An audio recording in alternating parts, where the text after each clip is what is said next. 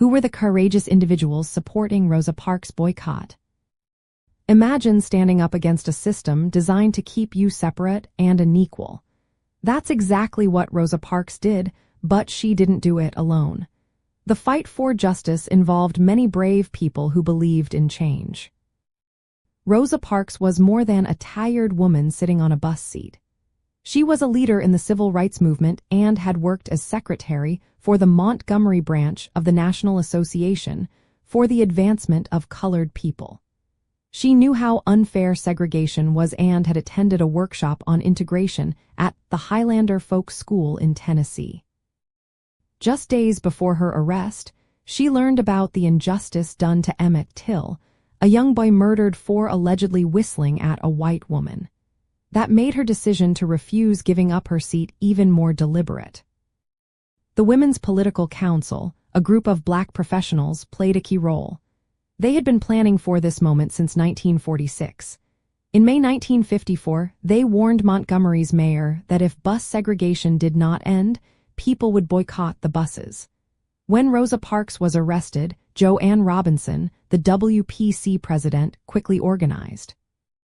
She used a mimeograph machine to print 35,000 leaflets calling for a one-day bus boycott on December 5, 1955, the day Parks went to court.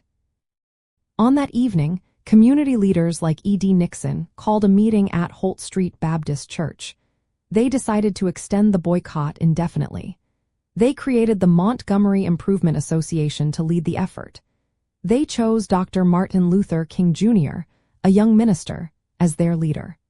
Dr. King believed in nonviolent resistance, inspired by Mahatma Gandhi and Henry David Thoreau.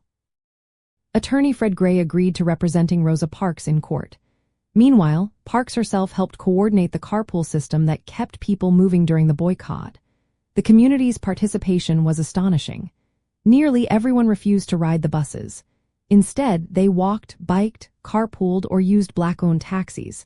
Some traveled as far as 20 miles to work. They faced bad weather, threats, and even job loss.